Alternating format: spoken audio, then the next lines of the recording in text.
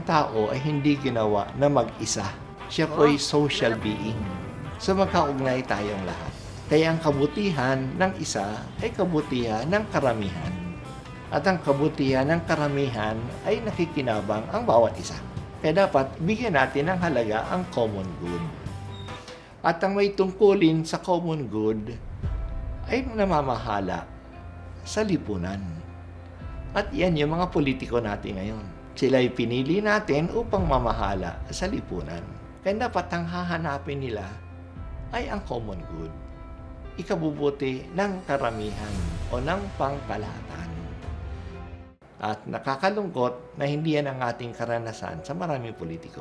Kanilang hinahanap ay kanilang personal interest. Ilan lang ang nakikinabang. Sila mismo nakikinabang, o pamilya nila, o kagrupo nila. Ang iba pa, kalahi nila. Hindi na tinitingnan ang common good.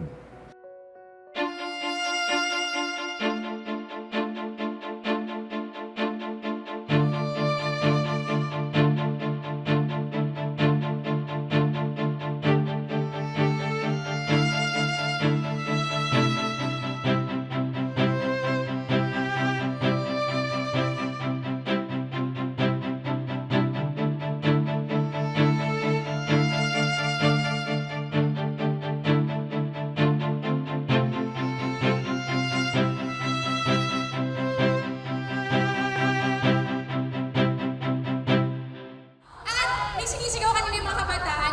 Kailangan patuloy tayong naninindigan at ipapakita natin kahit ano pang forma ng diktadurya at iba pang repression ay tayo ay tatayo at tayo ay lalaban. Yung corruption kasi, ang nakikita natin ay parang yung kayamanan, hindi lang yung pera, pero even yung resources ng ating bansa, ng bayan, parang napupunta siya sa iilang tao at pamilya lamang. So, ang kumikita ay yung mayayaman, yung makapangyarihan, at yung mga mahihirap, lalong humihirap. At itong korupsyon, lalo na sa gobyerno natin, yung pera na dapat sana para umunlad yung ordinaryong mamamayan ay dinudukot pa at ninanakaw ng iilan para sa sarili nilang interes. Kaya talagang nakakalungkot at nakakagalit. Hi. What's up? We're good. Tayo ang Plan C. Exactly. 11 taon nang isinusulong ni Rafaela David ang karapatan at kapakanan ng mga Pilipino. Saksi siya sa hirap ng mga mamamayan na makuha ang kahit na pinakapayak na serbisyo ng gobyerno. Dito sa Pilipinas, pag nagkakasakit ka, ang laki ng impact doon sa kabuhayan ng mga kapwa Pilipino natin. Maski middle class ka, bigla ka na lang mababaon sa utang, kailangan mo malaki yung bill mo sa ospital. Tapos ang nakakalungkot, kakailanganin mo pang pumila sa opisina ng iba't ibang kongresista, politiko, para humingi ng guarantee letter. At ito ay talagang nakakawala ng dignidad nating mga Pilipino na kailangan pa nating manglimos sa alam naman nating serbisyo na karapatan natin, lalo na sa usapin ng kalusugan. Doon sa nakita nating flood control scandal, nakita natin kung gaano kalaki yung problema at kung gaano na normalize ang korupsyon. At ang pinakamalungkot ay walang nananagot. Nagiging mahirap magtiwala sa mga niluluklok mong leader at ang hirap magtiwala din doon sa mga dapat sila yung magsiservisyo sa'yo, pero sila pa yung nang-aabuso sa'yo, sila pa yung nang-scam sa'yo. Kung tutuusin, hindi lang natin sila binoboto, tayo pa yung nagpapasweldo sa kanila. Pero yung mga taong dapat ay ang nasa isip nila, yung kapakanan natin, sila pa mismo yung ninanakawan tayo. Ang hirap kumayod, ang hirap nung araw-araw mag-commute ka, babahain ka, mag-iipon ka para makapagpundar ka, tapos sa dulo babahain lang. Hindi tayo papayag sapagkat ang pangungurakot ay pagnanakaw sa mahihirap. Tao ang bayan, kasama ang simbahan. The Lord is with you. Blessed are you. Mga kurakot! Napakahalaga Sa harap ng napakalaking problema ng korupsyon na magsama-sama tayo sa iba't ibang larangan ng pagkilos. At ang pagkilos, marami yung forma. Merong pupunta ka sa mga kilos protesta. Nakita natin yung trillion peso march noong nakaraang September 21 at yung November 30, and hopefully ngayong taon patuloy pa nating kalampagin ang gobyerno at iparamdam sa kanila na nagmamasid tayo. At marami pang paraan, hindi lang sa kalsada. Maaari din tayong magsama-sama, katuwang ng simbahan na nag-commit na babantayan natin yung mga proyekto ng gobyerno. Halimbawa, yung flood control doon sa inyong bayan, sa inyong kalsada. Tingnan ninyo kung maayos ba ang gawa. Kasi baka mamaya, sinira lang nila lalo yung ating mga kalsada at lalo pang lumala yung baha sa ibang mga lugar na na-monitor natin. No? Polish na siya. So, walang mga lag, tapos may HD quality siya. Aminado si Rafaela na kung minsan nakakaramdam din siya ng takot para sa sariling kaligtasan, lalo na kung mga malalaking politiko ang kinakalampag niya. Ang takot nakakahawa, pero naniniwala ako ang tapang nakakahawa din.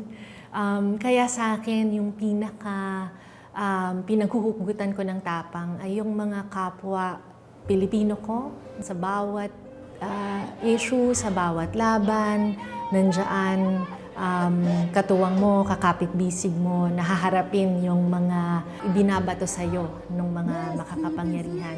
Kasi sa totoo lang, pag nagsalita ka, you subject yourself to attacks, fake news, trolling. Yung pagharap na yon, mas madali siya kung meron kang kasama at kapit-bisig mong hinaharap with your fellow Filipinos. Isang malayang pamahalaan na ang mamamahala ay bayan sa bayan. Naniniwala si Rafaela na maraming mga nasa gobyerno ang nag-umpisang may magandang intensyon. Minsan, papasok ka sa gobyerno, idealist ka. Pero pagpasok mo sa loob, napakadaling makain ng sistema. Kasi yun na yung nakagisnan sa loob. SOP, lagayan, at iba pang mga pang-aabuso at corrupt practices. Kaya para sa akin, napakahalaga that when you enter government, when you enter politics, you enter any space, mahalagang you do it nang meron kang komunidad. Ibig sabihin, meron kang support system na aktibong lumalaban doon sa kulturang nakagisnan na. Kasi ang kultura, hindi siya isang tao lang eh. Ang kultura, binubuo siya ng pagkilos ng iba't ibang tao. At kung maraming tao ang nagsasabing, okay lang yan, ginagawa naman ng lahat eh. Kailangan din, meron kang komunidad ng mga kapareho mo mag-isip, komunidad na kasama mong tumitindig para buuin yung tinatawag nating counterculture. Para sa akin, God is a God of action. Ng panunupil, I have faith that God wants us to be free. Kaya nga 'di ba nung He sacrificed His life, it was to free us from sin and to find a better future for us. So sa tingin ko sa harap ng korupsyon, I see God in the faces of people who speak up and speak out, in the face of those who listen to their conscience and tell the truth even if it may hurt, even if it may be dangerous. Nakikita ko yung mukha ng Diyos dun sa mga naglalakad kasama ng kapwa Pilipino nila. Kasi ako naniniwala ako maski dun sa mga politiko na naging kasabwat noong ganitong kultura ng korupsyon, may posibilidad na marinig pa rin nila yung bulong ng konsensya nila. At may posibilidad pa rin ng pagsisisi at pagbabalik loob. Kasi sa tingin ko, ang Diyos din ay Diyos na nagpapatawad. Once we take the path of justice, we may find in the end possibility for forgiveness and redemption as a nation. I think in every protest action, in every rally, campaign, press release, cases filed against the corrupt. I think those are all an expression of our prayer that things might be better.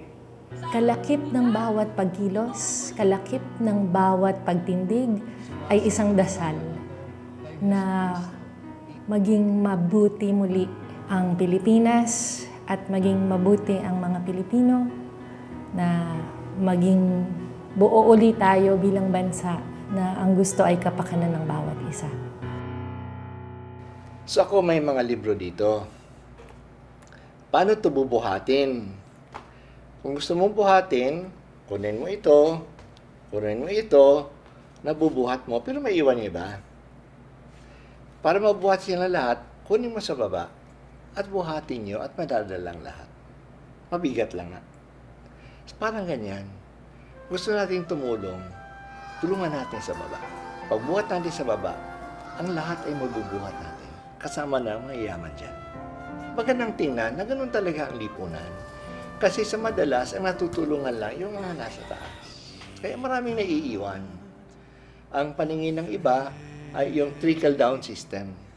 Nabigyan mo na sa taas, bababa din yan sa baba. Pero hindi nangyayari. Yung mga biyaya na binigay sa taas, naiwan sa taas. Ang mga may hirap ay nanatili mahirap. Kaya tuloy ang nangyayari na mas yumayaman ang mayaman at mas dumadami ang mga mahirap. Sa ganyang sistema na trickle down, hindi mo trickle down yan. Ba't hindi natin buhatin na mula sa baba? Mas mabigat nga. Pero madadala nyo ang buong lipunan sa pagbabangon yan. Kaya ang renewal ng simbahan is to become church of the poor.